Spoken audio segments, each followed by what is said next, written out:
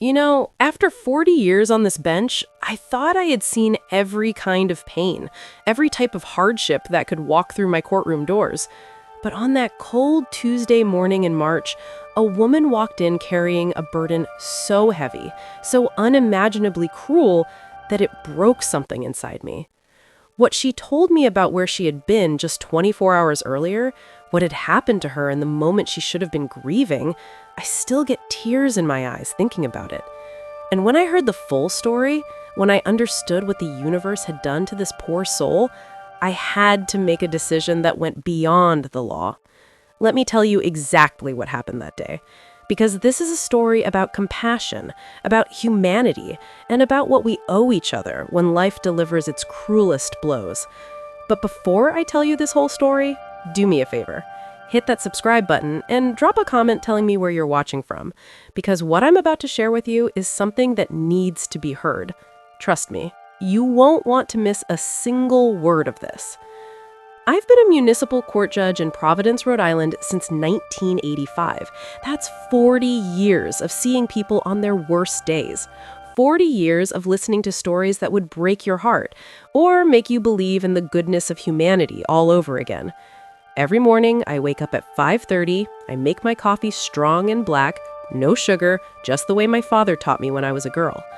My father came to this country from Italy with nothing but $8 in his pocket and a dream that his children would have opportunities he never had. He worked construction his entire life, and he taught me something I've never forgotten. He said, when you have power over people, that's when your character is tested. Use it wisely. Use it with mercy. I get to the courthouse every morning at 8:15 sharp. My clerk, Christina, has been with me for 23 years, and she knows my routine better than I do. She has my case files organized on my desk. She knows I need those first few minutes with my coffee to center myself before I put on the robe, and she can read my mood just by the way I walk through the door. That Tuesday morning, March 14th, I remember walking in and feeling the cold seeping into my bones. It was one of those bitter New England mornings where the wind comes off the water and cuts right through you. Christina looked up when I came in and said, "Good morning." She had that look on her face, the one she gets when she knows we have some tough cases ahead. I asked her what we had on the docket, and she handed me the files. Traffic violations mostly, a few parking disputes, nothing that seemed out of the ordinary. But she said something to me that I remember clearly. She said, "Judge, there's one case this morning. The woman just lost her husband. Yesterday was the funeral." And I looked at her and felt my chest tighten. I asked what she was cited for, and Christina told me it was a parking violation. I remember thinking to myself, this woman buried her husband yesterday, and today she has to come to court for a parking ticket? I sat down at my desk and went through the files. I saw her name, Sarah Mitchell, and I read the citation. It was issued the day after her husband's funeral. The day after. I felt anger rising in me. Not at her, but at the cosmic cruelty of it all, at the timing, at the fact that in her darkest hour, she had to worry about a parking ticket and a court appearance. I made a note on her file. I wanted to hear her story directly. I wanted to look into her eyes and let her know that the law has room for compassion, that justice isn't just about rules, it's about understanding the human being standing before you. At 9, I walked into my courtroom. It's not a large room, not like you see on television with the soaring ceilings and marble columns. It's modest, functional, with rows of wooden benches where people wait for their cases to be called. The American flag stands to my right and the state flag to my left. I've presided over thousands of cases in this room. I've seen people at their absolute worst and their surprising best. I've seen arrogance and humility, lies and raw honesty. And I've learned that every single person who walks through that door has a story, and that story matters. I looked out at the gallery that morning and saw maybe 20 people waiting. Some looked nervous, some looked annoyed, some looked resigned to their fate. My eyes moved across the faces until they landed on a woman sitting in the third row. She was alone. She wore a simple black dress and a cardigan that looked like it had been pulled on without much thought. Her hands were folded in her lap, and even from my bench, I could see she was trembling slightly. Her face was pale, and there were dark circles under her eyes that spoke of sleepless nights and endless tears. I knew immediately this was Sarah Mitchell. I started calling cases. I handled a parking dispute between two neighbors who couldn't agree on whose car was over the line. I dealt with a speeding ticket for a young man who swore he was only going 5 over the limit. I listened to excuses and explanations, some genuine, some less so. And all the while, I kept glancing at Sarah Mitchell, sitting there, so still, so alone, like she was holding herself together by sheer force of will. At 10:45, Christina called her case. "Sarah Mitchell," she announced, and I watched the woman stand up slowly, like her legs weren't quite sure they would hold her.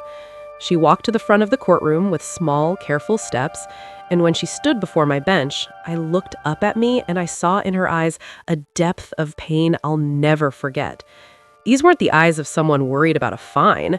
These were the eyes of someone who had lost everything. I looked down at the citation in front of me. I said, "Mrs. Mitchell, I see here you've been cited for parking in a restricted zone on March 13th. Is that correct?" My voice was gentle. I wanted her to know from my tone that I wasn't here to make her day worse. She nodded and said, "Yes, Your Honor," so quietly I could barely hear her. I asked her to tell me what happened, to explain the circumstances, and what she told me next, I'll carry with me for the rest of my life. She took a breath, and I could see her struggling to keep her composure. She said, "Your Honor, March 12th was my husband's funeral. We were married for 32 years.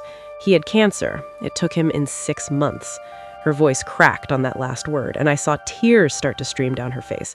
She didn't wipe them away, she just stood there and let them fall. I felt my own throat tighten.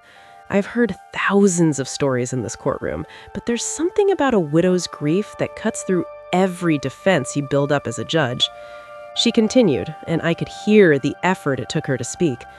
"The funeral was at St. Mary's Church. My son drove in from Boston. My daughter came from Connecticut with her 2 children. We buried Michael at Swan Point Cemetery, the place where we used to walk on Sunday afternoons, when things were good, when he was healthy."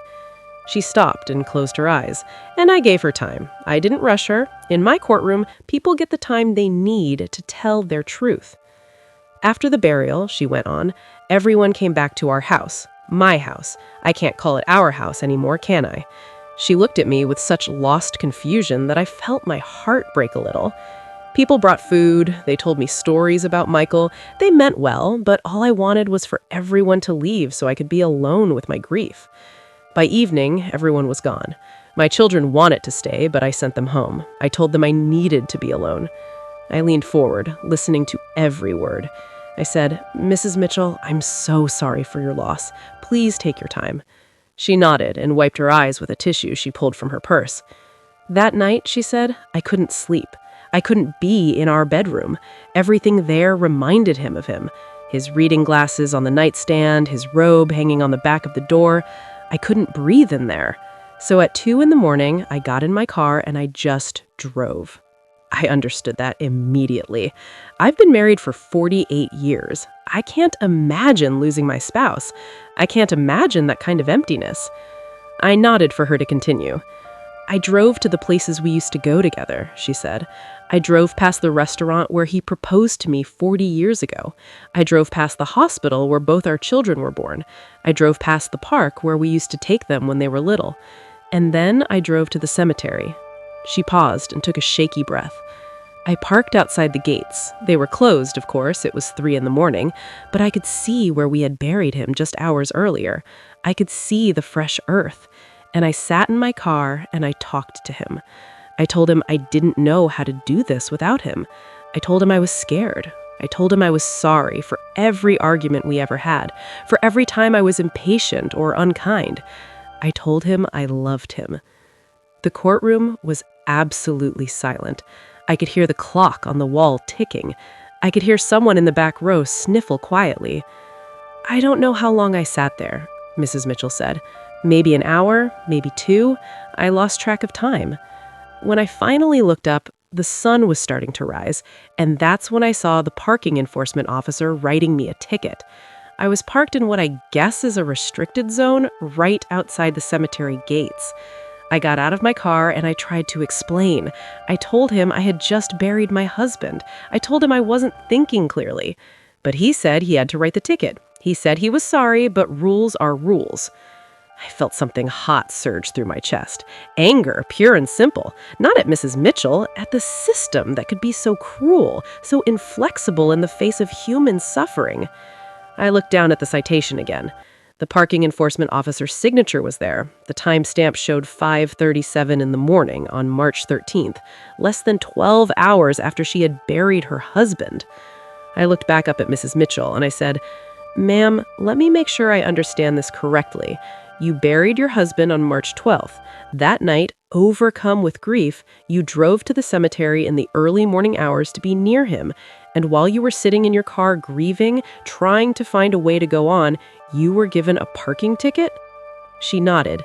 "Yes, Your Honor," she whispered. "And the fine is $75, which I know isn't a lot of money, but right now, with the funeral expenses and the medical bills we're still paying,